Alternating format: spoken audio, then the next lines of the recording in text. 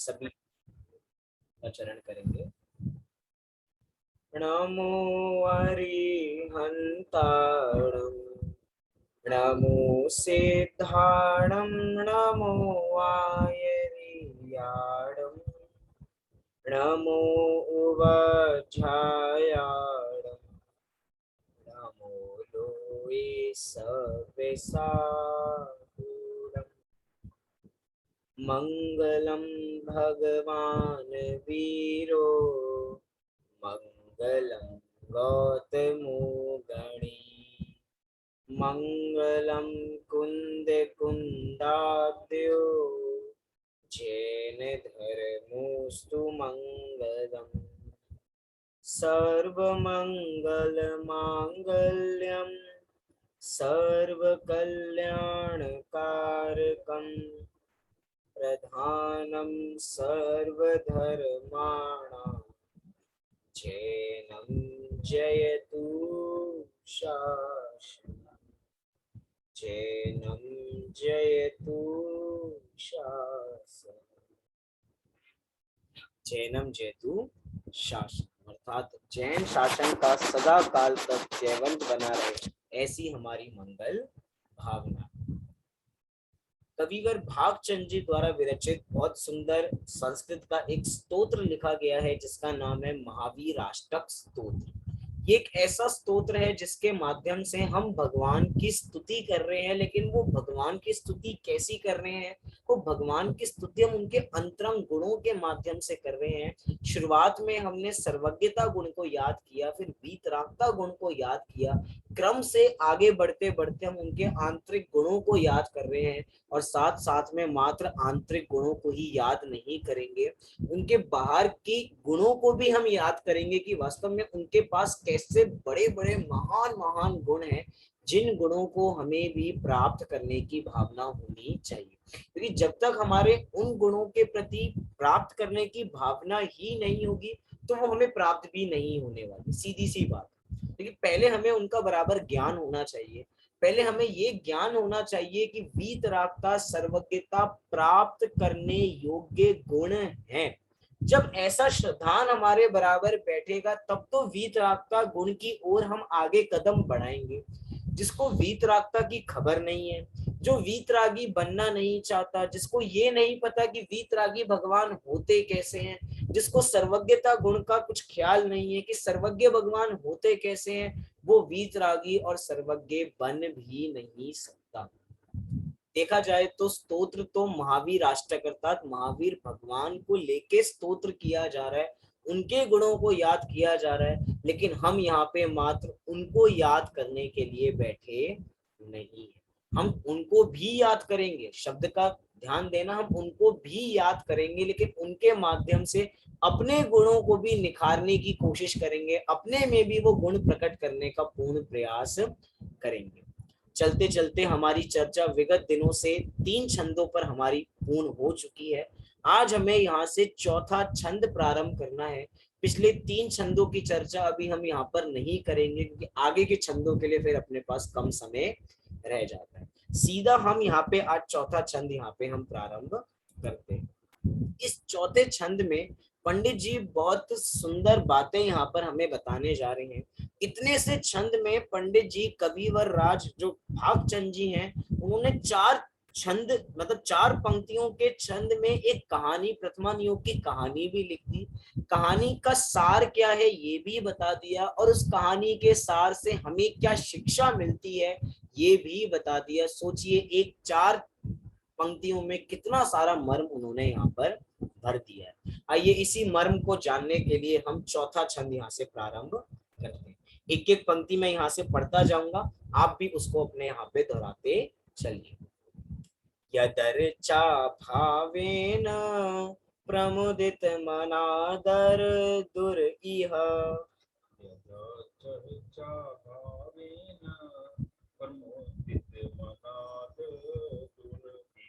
क्षणादासीत स्वर्गी गुण गण समृद्धा सुख निधि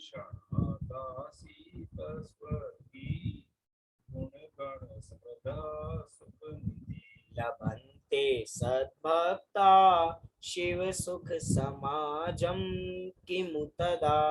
लभन्ते तद्भगता शिव सुख समाजम किमु तदा। महावीर स्वामी नयन पथगामी भवतु नः। महावीर स्वामी नयन पथगामी भवतु नः। धीरे धीरे हम छंदों को पढ़ते तो जा रहे हैं, लेकिन पुराने छंदों का उच्चारण भी हमें बराबर ध्यान रखना है। और वर्तमान में जो जिस छंद का पाठ कर रहे हैं उसको भी जब पाठ किया जा रहा है तो बराबर ध्यान देना कि हम कहाँ रुक रहे हैं और कहाँ शुरू कर रहे हैं। जैसे शब्द अंतिम शब्द है तो अंतिम पंक्ति का प्रथम शब्द महावीर, हम महावीर बोलते हैं, ठीक है, लेकिन महावीर हमें यहाँ पे ऐसे नहीं बोलना। कैसे बोलना है? महा शब्द बोल के थोड़ा पॉज लेना है, महावीर स्वामी, तभी वो लय बराबर चलेगी। हम महावीर महावीर स्वामी, तो यहाँ पे लय हमारी बिगड़ जाएगी। तो कैसे पढ़ना है? महावीर स्वामी नयन पथगामी भवतु नः। ऐसी सभी छंदों में, जैसे एक बार हम संधि विच्छेद देखते हैं, फिर इस छंद का हम पुनः पाठ करेंगे तो हमें बराबर समझ में आएगा। देखिए, सबसे पहले क्या शब्द है? यत। क्या शब्द है? यत। जो द है वो त में परिवर्तित हो जाएगा, जो त है वो भी हलंत वाला, अर्थात आधा त यहाँ पर रहेगा। यत। आगे क्या है? अर्चा। शब्द क्या है? अर्चा। भावेन, भाव और भावेन पे विभक्ति लगी तो भावेन। प्रमुदित। शब्द क्या है? प्रमुदित। प्रमुदित के बाद क्या शब्द है यहाँ पर? प्रमुदित मना, ये शब्द है। फिर दर दुर, दर दुर ये एक शब्द है। क्या है? दर दुर। फिर इह। आगे क्या कह रहे हैं? क्षणा, क्षणात। जो द है ये त में परिवर्तित होगा तो क्षणात। आसीत दूसरा शब्द। स्वर्गी। अगला क्या है? गुण, गण, समृद्ध, सुख, निधि। आगे लभंते सत भक्ता, तो सत भक्ता। शिव सुख समाजम किम, किम शब्द क्या है? किम। उसके बाद शब्द क्या है? किमु तदा। एक शब्द क्या कर दिया? किमु तदा। और अंतिम पंक्ति तो हमें पता ही है, महावीर स्वामी नयन पथगामी भवतु नः। आइए इस चौथे छंद का पाठ हम पुनः करते हैं और फिर इसका अर्थ यहाँ से जानेंगे। एक साथ पढ़ेंगे, आप लोग अपने अपने स्वर में पढ़िए, यहाँ से बराबर स्वर को कैच करते चलेंगे। यदर्चा भावेन प्रमुदित मनादर दुर इह क्षणादासीत स्वर्गी गुण गण समृद्धा सुख निधि लभन्ते सद्भक्ता शिव सुख समाजम किमु तदा महावीर स्वामी नयन पथगामी भवतु नः। देखिए क्या कहना चाहते हैं इधर कविराज? यत अर्चा भावेन, तीन शब्द है, यत अर्चा और भावेन। यत अर्थात मतलब क्या कि जिनकी, किन की स्तुति हम यहाँ पर कर रहे हैं? भगवान महावीर की स्तुति कर रहे हैं। यत अर्चा शब्द क्या है? यत अर्चा। अर्चा माने क्या है? अर्चा माने अर्चना करना, अर्चना की जाती है, पूजा अर्चना। तो अर्चना माने उनके गुणानुवाद करना। तो यत अर्चा अर्थात जिनकी पूजा। किनकी पूजा कैसे करनी है? भावेन अर्थात भावों के द्वारा। तृतीय विभक्ति रामेण, रामेण मतलब राम के द्वारा। भावेन अर्थात भावों के द्वारा, अर्थात जिनकी पूजा के भाव से क्या हो रहा है? प्रमुदित मना। प्रमुदित मना अर्थात हमारा मन बहुत प्रसन्न हो रहा है, हमारा मन बहुत प्रसन्न हो रहा है। लेकिन हमारी यहाँ पे चर्चा नहीं चल रही है। किसकी चल रही है चर्चा? दरदुर की चर्चा चल रही है। किसकी चर्चा चल रही है? दरदुर। ये दरदुर कौन होता है? दरदुर माने मेंढक। दरदुर माने मेंढक। शुरुआत में कहा था कि इस छोटे से छंद में पंडित जी एक प्रथमा नियोग की कथा भी रख रहे हैं, उसका सार भी बता रहे हैं, और साथ ही साथ में उस कथा से हमें क्या शिक्षा लेनी चाहिए, मॉरल क्या है, वो भी यहाँ पर बता करें। जिनकी पूजा के भाव से मन प्रसन्न हो रहा है, ऐसा कौन? दर दुर यहाँ, यहाँ कौन है? दर दुर अर्थात मेंढक। क्षणादासीत स्वर्गी, उस कहानी को भी देखेंगे लेकिन सामान्य अर्थ करते जाते हैं। क्षणात आसीत स्वर्गी, क्षणात अर्थात क्षण भर में आसीत अर्थात आसान, मतलब वो वहां पर पहुंच गया। कहाँ पहुंच गया? स्वर्गी, स्वर्ग में पहुंच गया। क्या करने से क्षण मात्र में वो स्वर्ग पहुंच गया? यदर्चा भावेन प्रमुदित मनादर दुर्इह, क्षण मात्र में वो स्वर्ग की प्राप्ति कर ली। किसने? उस मेंढक ने। कैसे भावों से? प्रमुदित के भाव से अर्थात प्रसन्न भाव से। किसकी अर्चना करके? महावीर भगवान की अर्चना करके। देखा जाए तो हमने जब कहानियों का सिलसिला प्रारंभ किया था तो उसके अंदर एक मेंढक की कहानी भी हमने देखी थी। उस पूरी कहानी को देखना हो तो हमें वहां से जानना चाहिए जहाँ पे हमने जैन पौराणिक कथा के नाम से सारी कहानियां ली थी। लेकिन शॉर्ट में हम कथा को देखें तो हम देखते हैं कि एक मेंढक है, मेंढक को महावीर भगवान का समो शरण लगा हुआ है, तो उसके हृदय में महावीर भगवान के प्रति भाव है कि मैं भी उनके दर्शन करने के लिए जाऊं। अब किसी बड़े के घर जा रहे हैं, किसी बड़े महान व्यक्ति के घर जा रहे हैं, 3 लोग के अधिपति के सामने जा रहे हैं, तो ऐसे खाली हाथ जाना अच्छा लगता नहीं है। तो उसने देखा कि जिस तालाब, जिस कुएं में मैं रहता हूँ वहां पे एक कमल है, उस कमल को, अब हाथ तो है नहीं, तो उसने उसी अपने मुंह में ही उस कमल को लिया कि मैं ये कमल उनकी समोशरण की सभा में उन महावीर स्वामी के सामने अर्पण करूंगा। और बहुत किस भाव से निकला? प्रमुदित मन, बहुत प्रसन्न भाव से वो महावीर स्वामी के कहाँ जाने लगा? समो शरण में दर्शन करने के लिए जाने लगा। जिस मार्ग से वो गुजर रहा था उसी मार्ग से राजा श्रेणिक भी अपनी पूरी सेना लेके, अपना पूरी प्रजा लेके महावीर भगवान के समो शरण में जा रहे थे। वो अपने प्रसन्न चित्त से जा रहे थे, इधर जो मेंढक था वो अपने प्रसन्न चित्त से जा रहा था उनकी पूजा करने के लिए। लेकिन क्योंकि हाथी है, इतना बड़ा हाथी है, ना हाथी ने देखा ना मेंढक ने देखा। मेंढक जैसे जैसे फुदक फुदक के अपने छोटे छोटे पैरों से आगे कूदता हुआ जा रहा था, तुरंत क्या हुआ कि जो राजा का हाथी था, राजा के हाथी का पैर उस मेंढक पर पड़ गया। और राजा का हाथी का पैर जब मेंढक पर पड़ा तो उस मेंढक ने उधर ही प्राण त्याग दिए, क्योंकि अब हाथी का पैर है तो बचने तो वाला नहीं था। लेकिन जिस समय हाथी उस पर पैर रखने वाला था, जिस समय अंतिम सांसें चल रही थी, उस समय में भी प्रमुदित मना, उस समय में भी कैसा था?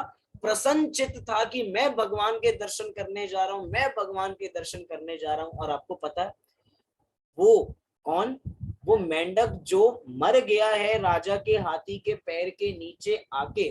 जो राजा श्रेणिक है वो तो समो शरण में बाद में पहुंचेंगे, लेकिन जो राजा जो मेंढक राजा के हाथी के पैर के नीचे आया है वो स्वर्ग में पहुंच के स्वर्ग की अवस्था, देव की अवस्था को प्राप्त करके राजा श्रेणिक से पहले भगवान के समो शरण में उनके दर्शन करने के लिए पहुंच जाएगा। बाकी लंबी कथा है कि बाद में वो राजा श्रेणिक भी पहुंचते हैं, वे पूछते हैं कि ये इतना सुंदर कौन है जिसके मुकुट में ये मेंढक का आकार बना हुआ है। तो भगवान महावीर के समो शरण में पूरी घटना सुनाई जाती है कि ये वही मेंढक है जिसके हृदय में बहुत प्रसन्न चित्त से जो मेरी अर्चना करने के लिए अर्थात भगवान महावीर की अर्चना करने के लिए ऊपर धीरे धीरे आता जा रहा था और आपके हाथी का पैर उसके नीचे आ गया। तभी से ये कथा प्रसिद्ध हो गई कि एक मेंढक के इतने हृदय के भाव अच्छे थे महावीर भगवान के दर्शन करने के कि एक छोटा सा त्रियंज गति के जीव भी स्वर्ग की उसने प्राप्ति कर ली। कितनी देर में कर ली? क्षणात आसीत स्वर्गी, अर्थात क्षण मात्र में वो स्वर्ग में स्थापित हो गया। और कैसा है वो स्वर्ग? तो कह रहे हैं गुण गण समृद्धा। कैसा है वो स्वर्ग?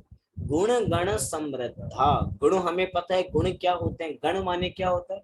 गण माने होता है समूह, गण माने समूह। तो गुणों के समूह से समृद्ध ऐसे सुख निधि, स्वर्गों में तो सुख ही है ना। त्रियंचों की अपेक्षा से विचार किया जाए तो जो देव गति है, स्वर्ग है, वहां पे तो सुख बताया ही जाता। स्वर्ग है भी, क्योंकि देखना जैसी शैली होती है वैसे कथन भी बराबर की जाती है। स्तुति साहित्य है तो स्तुति साहित्य के अंदर त्रियंज गति की अपेक्षा स्वर्ग गति को अच्छा बताया जा रहा है। कह रहे हैं कि वो अर्चना के भाव से जब उसको क्षण मात्र में स्वर्ग जैसे पद की प्राप्ति हो जाती है, तो तीसरी पंक्ति पर आइए, कह रहे हैं लभंते सद्भक्ता, कि जो सच्चा भक्त है, सद्भक्ता अर्थात जो रत्नत्रय वाला भक्त है, रत्नत्रय धारी है, सम्यक दर्शन, सम्यक ज्ञान, सम्यक चारित्र सहित जो भक्त है, शिव सुख समाजम किमु तदा लभंते, क्या उनको शिव रूपी सुख के समाज का भोग उनको उनकी प्राप्ति नहीं होगी? अवश्य होगी, अवश्य होगी और अवश्य होगी।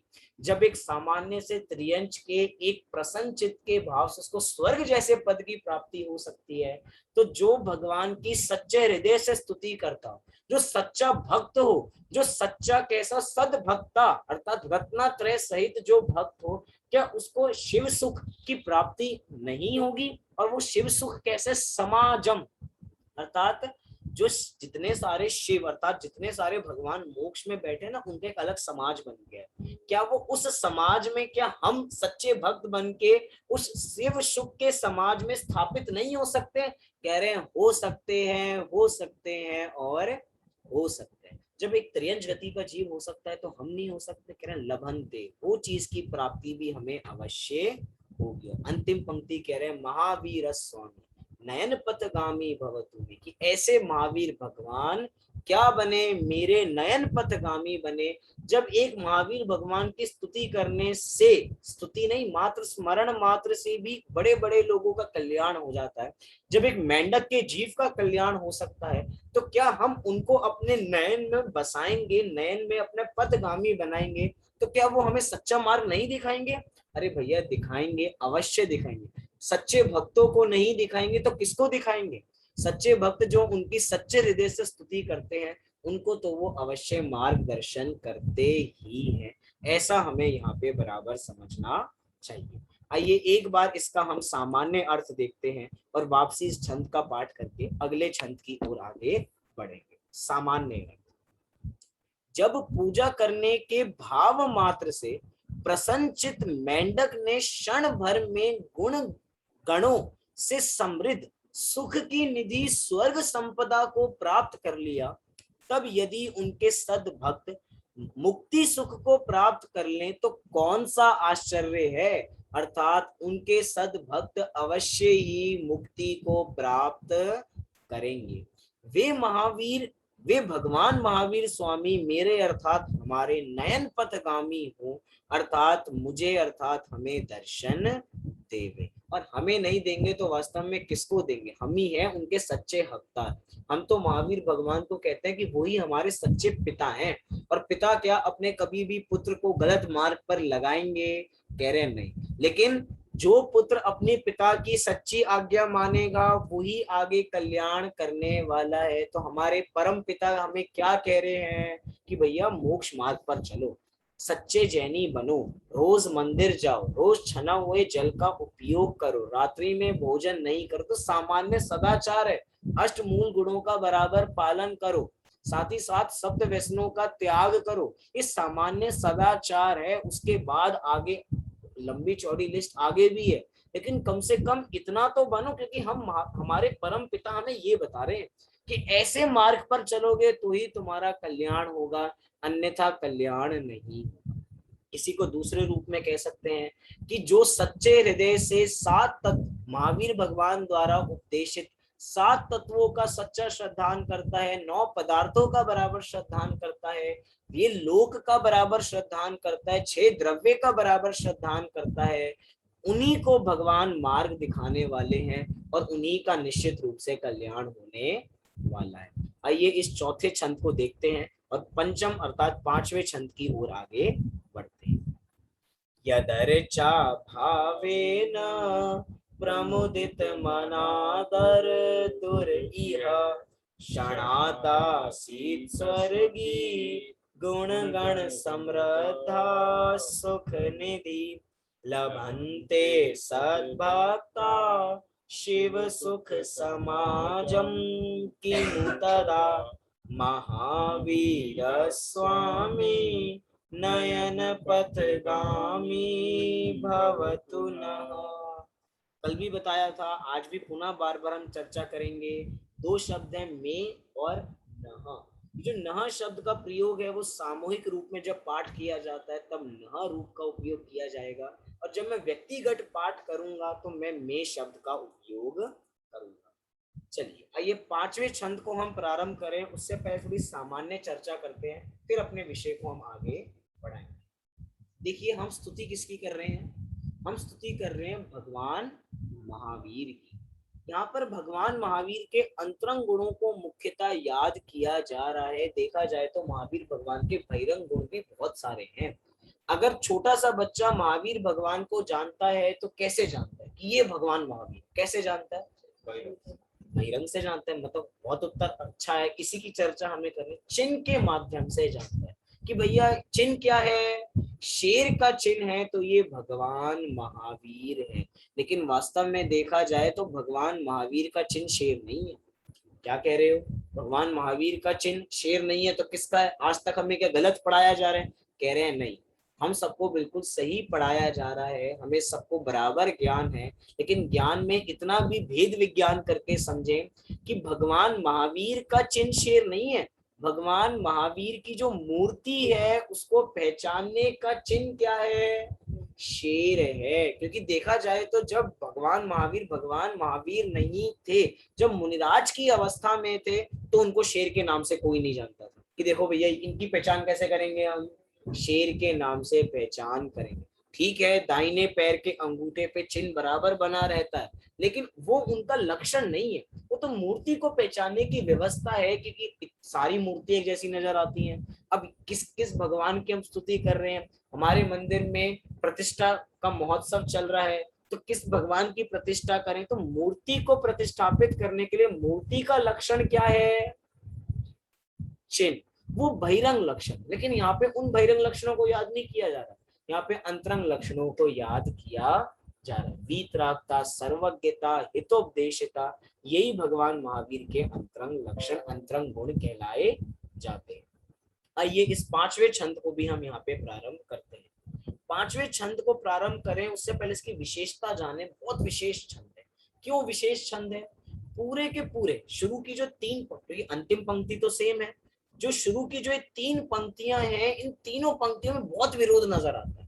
एक पंक्ति में ही जो कविवर है वो दो बातें एक साथ करते हैं, विरोध लगता है। कभी ऐसा कहेंगे कभी ऐसा कहेंगे। सोचो अभी दिन भी हो रहा है रात भी हो रही है, अरे भैया एक बात बताओ, दिन हो रही है या रात हो रही है? हमें तो एक चीज बताओ, उनका जन्म हुआ है वो तो अजन्मे है। एक चीज बताओ, उनका जन्म हुआ है या वो जन्मे नहीं? एक चीज बताओ। ऐसे विरोध का उपयोग अर्थात विरोधाभास अलंकार का उपयोग करके इस छंद को, इस स्तोत्र को और अलंकारिक यहाँ पर बनाया। क्योंकि स्तोत्र साहित्य है, स्तोत्र साहित्य में उदाहरणों का उपयोग ना किया जाए, अलंकारिक शब्दों का उपयोग ना किया जाए, विशेषताओं का उपयोग ना किया जाए तो वो छंद बराबर रहते नहीं और वो आनंद भी हमें नहीं आता। तो कौन से विरोध, कौन सा अलंकार है? विरोधाभास अलंकार। क्या होता है ये अलंकार? जहां पर विरोध भाषित तो होता है लेकिन विरोध होता नहीं, बस हमें विरोध लगता है लेकिन विरोध होता नहीं। आइए इस छंद का पाठ करते हैं। एक एक पंक्ति में इधर से पढ़ता जाऊंगा और आप लोग भी इसको बराबर पढ़ेंगे। घबराइए मत, ऐसा लग रहा होगा कि एक पंक्ति है बीच में कहीं पर भी ब्रेक नहीं है, लेकिन जैसे मैं धीरे धीरे मैं पढ़ता भी तोड़ तोड़ के हूँ जिससे आपको भी बराबर पढ़ने में बराबर है। देखो, कनत कनत स्वर्णा भासो पयपगत तनुर्ज्ञान निबहो, कनत स्वर्णा भासो पयपगत ज्ञान निबहो। बहुत बढ़िया, एक बार फिर से देखते हैं। कनत स्वर्णा भासो पयपगत तनुर्ज्ञान निबहो। पढ़िए। कनत स्वर्णा भासो पयपगत तनु ज्ञान निबहो। विचित्रात्मा पेयी को नृपतिवर सिद्धार्थ तनयः, विचित्रात्मा पेयी को नृपतिवर सिद्धार्थ तनयः। अजन्मापि श्रीमान विगत भवरागोद्भुत गति, अजन्मापि श्रीमान विगत भवरागोद्भुतवती महावीर स्वामी नयन पथगामी भवतु नः। स्वामी नयनपथगामी भवतु नः। पहले इसका संधि विच्छेद देखते हैं, फिर इसको एक बार पुनः पाठ करेंगे और इसका अर्थ यहाँ पर जानेंगे। शब्द क्या है? कनत। सबसे पहला शब्द क्या है? कनत, आधा त। फिर क्या है? स्वर्ण। शब्द क्या है? स्वर्ण आभास। क्या है? आभास। आभास में भी आभा। मुख्य शब्द क्या है? आभा। फिर अगला शब्द सह। संस्कृत में चलता है ना सह, तो सह। फिर है अपि। क्या शब्द है? अपि। और फिर शब्द निकलेगा अपगत। क्या शब्द निकलेगा? अपगत। जो यह है वो अ में परिवर्तित हो जाएगा और जो आधा प है वो ई की मात्रा में परिवर्तित हो जाएगा, तो शब्द बनेगा अपगत। तनुर ज्ञान निवहो। विचित्र, अगली पंक्ति, विचित्र आत्मा अपि एको। नृपति वर सिद्धार्थ तनयः। अजन्म, अजन्म अपि श्रीमान विगत भव राग उद्भूत गति। महावीर स्वामी नयन पथगामी भवतु नः। आइए इस छंद का पुनः पाठ करते हैं और फिर इसका अर्थ यहाँ से जानेंगे। कनत स्वर्णाभासो पयपगत तनुर्ज्ञान निवहो। विचित्रात्मा पेको नृपतिवर सिद्धार्थ तनयः। अजन्मापि श्रीमान विगत भवरागोद्भुत गति। महावीर स्वामी नयन पथगामी भवतु नः। देखिए कैसा विरोधाभास अलंकार का उपयोग किया जा रहा है। कह रहे हैं कनत स्वर्णा आभा। कनत अर्थात क्या है? कनत स्वर्ण अर्थात तपाया हुआ सोना। तपाया हुआ सोना कैसा होता है? बिल्कुल रेड हॉट गोल्ड जैसा हमें नजर आता है। कितनी बार तपाया जाता है? कब सोना शुद्ध कहलाता है? 16 ताप जब उसको पड़ती है तो वो बिल्कुल कैसा होने लग जाता है? 16 बार जब तपाया जाता है तो कनत स्वर्ण। कैसा स्वर्ण है? कनत स्वर्ण है, बिल्कुल चमचमाता हुआ ये स्वर्ण हमें दिखाई देता है। हमारे कितने तीर्थंकर हैं? 24 तीर्थंकर हैं और 24 तीर्थंकरों में से 2 में बंटवारा करो, 16 और 8। 16 तीर्थंकरों के शरीर का जो वर्ण है वो कनत स्वर्ण है, अर्थात तपाए हुए सोने के समान है। और जो बाकी 8 बचे हैं, कभी उसकी चर्चा भी करेंगे कि उनके कैसे रंग हैं। उनके भी जोड़ों में रंग बताए जाते हैं। जो बचे 8 हैं उनके अलग अलग रंग देखे जाते हैं, वो भी जोड़ों के रूप में देखे। लेकिन जो 16 है, 16 का कैसा रंग है? कनक स्वर्ण अर्थात तपाए हुए सोने के समान है। हम किस भगवान की चर्चा कर रहे हैं? किस तीर्थंकर की चर्चा कर रहे हैं? महावीर भगवान। तो महावीर भगवान के शरीर का आभा प्रकाश कैसा है? कनत स्वर्णा, कनत स्वर्ण आभा, अर्थात आपके शरीर की जो आभा है, प्रकाश है, वो तपाए हुए सोने के समान है। स अर्थात वह, वह भी क्या है? वह भी एक तो एक बात है, वह भी कैसे हैं? तनु अपगत। क्या शब्द है? तनु अपगत। अपगत माने नहीं, आप तो, वह तो शरीर रहित हैं। 2 बातें एक साथ कह रहे हैं कि आप शरीर रहित हैं और आपके शरीर की कांति कनत स्वर्ण जैसी है। ये बातें तो हमें समझ में ही नहीं आती। जिनके शरीर होगा तो उनके शरीर का कलर भी होगा, पर आप तो कह रहे हो तनु अपगत। अपगत माने उनसे रहित हैं, आपके तो शरीर है ही नहीं। जिनका शरीर ही नहीं है उनके शरीर का कलर कैसा है? कह रहे हैं भैया दोनों बातें एक साथ हमें समझनी चाहिए कि शरीर की जो आभा है, शरीर की आभा कैसी है? तपाए हुए सोने के समान। आपको पता है हमारा एक सुमेरु पर्वत भी है। सुमेरु पर्वत भी कैसा है? स्वर्ण के समान का, पूरा सोने का। हमारे जो माउंटेन्स हम देखते हैं, पहाड़ देखते हैं, वो तो ब्राउन कलर के हमें नजर आते हैं, लेकिन वो सुमेरु पर्वत जो 1 लाख योजन विस्तार वाला है, 1 लाख योजन ऊंचा है, उसका कलर क्या है? वो भी सोने के समान का ही है, तो सोने जैसा हमें लगता है। तो 2 बातें यहाँ पर एक साथ हमें बताई जा रही हैं कि कनत स्वर्ण आभा, कि आपकी आभा कैसी है? कनत स्वर्ण जैसी, तपाए हुए सोने के समान है। और आप कैसे हैं? तनु अपगत, इस शब्दों को बराबर ध्यान देना, मैं बार बार रिपीट इसीलिए कर रहा हूँ। हम अकलंक नहीं है, चलो अकलंक नहीं तो निकलंक तो होंगे, नहीं हम निकलंक भी नहीं है। मैं तो कभी कभार पूछता नहीं हूँ, अगर कल के छंद का अर्थ सबसे कराया जाए शब्द टू शब्द, तो आप सबको आना चाहिए बराबर। क्यों आना चाहिए? क्योंकि हम यहाँ पे शब्द टू शब्द बराबर अर्थ देख रहे हैं। तो यहाँ पर कह रहे हैं कि तनु अपगत अर्थात शरीर से रहित है, और कैसे ज्ञान निवहो अर्थात आप ज्ञान रूपी शरीर वाले। अब तो हमें बिल्कुल बात समझ में नहीं आ रही। एक तरफ कह रहे हैं पहले तनु अपगत, आप तनु से रहित अर्थात शरीर से रहित हैं, और कह रहे हैं ज्ञान रूपी शरीर ही है। कह रहे हैं कि भैया आत्मा कैसी है, आत्मा ज्ञानम स्वयं ज्ञानम, आत्मा ज्ञान से ही बनी है। तो ज्ञान से ही जब आत्मा बनी है तो उसका शरीर का आकार कैसा है, ज्ञान आकार वाली है। तो ज्ञान रूपी शरीर ही जिनकी आत्मा है। इसीलिए यहाँ पे हमें ऐसा विरोध भाषित हो रहा है, विरोध मात्र भाषित हो रहा है, विरोध है नहीं, क्योंकि वस्तु स्वरूप में कभी विरोध होता ही नहीं है। वस्तु स्वरूप हो सकता है हमें विरोध लगे, एक वस्तु नित्य है और वही अनित्य है, हमें लग रहा होगा दृष्टि से क्या है ये विरोध है, लेकिन दोनों में विरोध नहीं। आगे कह रहे हैं विचित्र आत्मा अपि एको, कि आत्मा कैसी है, विचित्र है, और विचित्र होने के बावजूद भी अपि अपि एक है। अब ये बातें हमें समझ में नहीं आ रही। आत्मा विचित्र माने अनेक, अनेक गुणों वाली होते हुए भी, अनेक होते हुए भी एक है। अरे एक चीज बताओ, आत्मा अनेक है या एक है? बोलो, आत्मा अनेक है या एक है? एक है या अनेक है?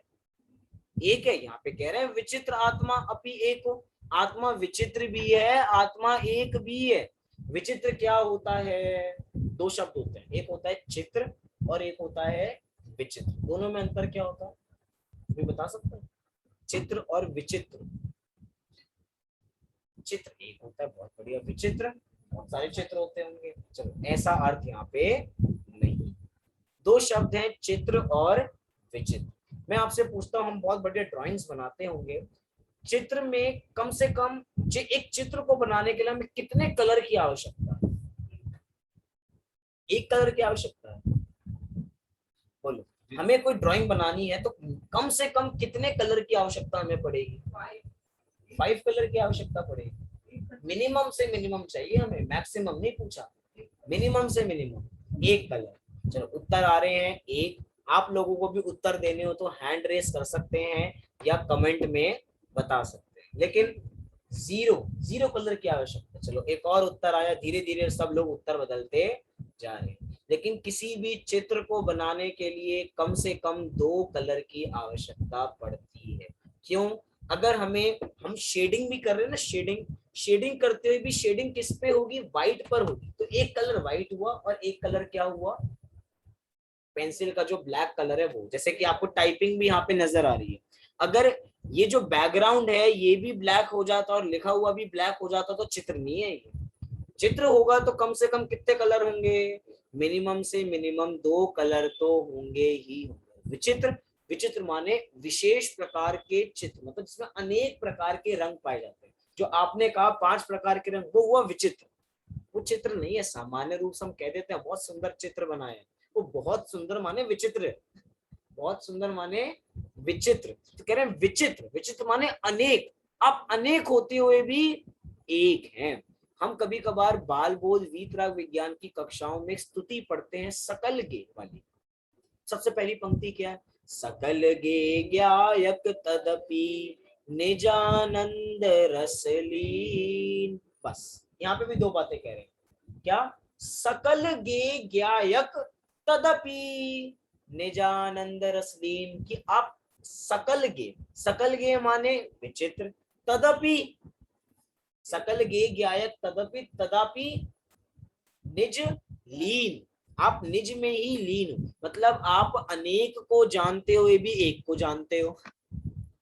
मतलब आपके ज्ञान में सकल ज्ञेय झलकते हैं इसलिए आप विचित्र हो, लेकिन सकल ज्ञेय को जानने के बावजूद भी आप एक को जानते हो, अर्थात एक अखंड आत्मा को जानते हो, इसलिए आप एक हो सकता है कोई पहली बार सुन रहा हो तो उसे विरोध लग रहा है कि ये विचित्र की बात चल रही है, एक की बात चल रही है, लेकिन हे भगवान, जब हम आपको सर्वज्ञ भगवान की अपेक्षा देखते हैं तो आपके ज्ञान में सभी पदार्थ झलकते हैं, और जब हम आपको आत्मज्ञ के रूप में देखते हैं तो आप मात्र अपनी आत्मा को देखते हो, आप एक को साधते हो, और एक को साधते हो तो आप हमें एक नजर आते हैं, लेकिन दोनों ही हमें नजर दृष्टि नजर आती है, तो विचित्र आत्मा अभी एक हो।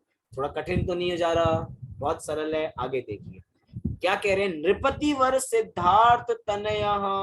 अब ये बातें भी हमें समझ में आती नहीं है, क्या कह रहे हैं, नृपति वर, एक पंक्ति गई फिर नीचे आगे चलेंगे, नृपति वर सिद्धार्थ तनय। नृपति, नृपति माने कौन होते हैं, राजा, नृपति माने राजा, और वर माने, अर्थ बताया था, वर माने श्रेष्ठ, वर वधु, हम अपने लड़की के लिए वर की तलाश में, अर्थात श्रेष्ठ की तलाश में है।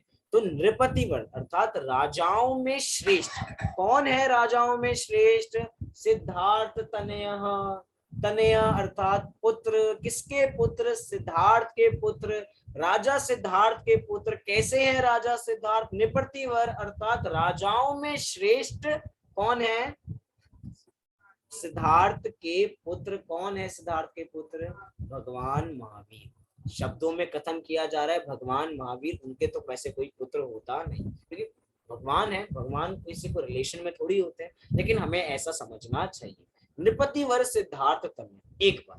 अब विरोध क्या है अगली पंक्ति में, अजन्मापि कह रहे हैं उसके बावजूद आप अजन्मे हैं। एक बात बताओ, एक तरफ तो आप कह रहे हो आप सिद्धार्थ के पुत्र हो, और एक तरफ कह रहे हो आपका जन्म नहीं हुआ है। हमें तो एक बात समझो, हमें अनेक बात समझ में नहीं आती। कह रहे हैं कि भैया शरीर की दृष्टि की अपेक्षा देखा जाए तो इसको जन्म देने वाले कौन है, राजा सिद्धार्थ है, मैं राजा सिद्धार्थ का पुत्र हूँ, ऐसे व्यवहार में कहा जाएगा। और देखा जाए तो अजन्मापि, मुझे तो कोई कभी जन्म देने वाला ही नहीं है। व्यवहार में हम माता पिता कहते हैं, व्यवहार में हमारा पूरा परिवार चलता है, निश्चय की अपेक्षा से तो मेरा कोई परिवार ही नहीं है, मैं तो अजन्मा हूँ, मुझे कोई जन्म देने वाला ही नहीं है। साथ ही साथ आगे क्या कह रहे हैं, कह रहे हैं श्रीमान, आगे भी देखो, श्रीमान विगत भव रागोत भूत गति। श्रीमान माने क्या, श्री माने होता है लक्ष्मी, और मान अर्थात श्रीमान, लक्ष्मी से युक्त। आप हम अपने नाम के आगे श्रीमान लगाते हैं ना, श्रीमती लगाते, लक्ष्मी से युक्त और लक्ष्मी से युक्त, तो दोनों शब्दों में कह रहे हैं श्रीमान। लक्ष्मी संपन्न होने पर भी, क्या होने पर भी, लक्ष्मी संपन्न होने पर भी कैसे हैं हम, विगत भव राग, विगत भव राग अर्थात राग से रहित हैं। ये भी विरोध है। एक तरफ आपके पास लक्ष्मी बहुत है, और लक्ष्मी कैसे होती है, लक्ष्मी को इकट्ठा राग के माध्यम से किया जाता है, और जब हम आपको देखते हैं तो आप कैसे नजर आते हैं, विगत भव रागोत, आप तो सभी राग से विगत भव, वो राग आपका बीत चुका है, और जिनके राग बीत चुका है क्या उनके पास किसी प्रकार की लक्ष्मी हो सकती है, किसी प्रकार की लक्ष्मी नहीं हो सकती। लेकिन बहुत बढ़िया उत्तर आया, दोनों लक्ष्मी है, विरोध लगेगा, आप लक्ष्मीवान हैं भी और अब बाहर में लक्ष्मीवान है नहीं, और अब अंतरंग में लक्ष्मीवान है भी और नहीं भी है, दोनों बातें हमें समझनी चाहिए। बाहर में व्यवहार की लक्ष्मी है और अंतरंग में आपके गुणों की लक्ष्मी है। हम व्यवहार की लक्ष्मी से आपके पास लक्ष्मीवान है, लेकिन अंतरंग में राग रूपी लक्ष्मी आपके पास नहीं है, आपके पास गुणों रूपी लक्ष्मी हमें दिखाई देती है। और ऐसे कह रहे हैं अभुत गति अर्थात अद्भुत गति, शब्द राग केवल अद्भुत शब्द है, अद्भुत गति, कि आपकी गति कैसी है, अद्भुत गति है। और ऐसे अद्भुत गति को प्राप्त करने वाले महावीर भगवान को नयन पथगामी भवतु में, ऐसे नयन, ऐसे महावीर भगवान मेरे नयन पथगामी बराबर बने। चलिए इसका हम जल्दी से अर्थ देखते हैं, आप लोग मात्र अर्थ देखें, क्योंकि अभी हमारे पास इसका पढ़ने का समय नहीं है, अपना समय यहाँ पर पूर्ण होता है। कल हम बराबर इस छंद का पाठ भी करेंगे और इसका अर्थ भी हम कल बराबर देखेंगे। अभी हम अपनी चर्चा को यहाँ पर पूर्ण करते हैं। सभी लोग 9 बार नमोकार मंत्र का पाठ करेंगे। इसी मंगल भावना से अभी की बात को हम यहाँ पर पूर्ण करते हैं।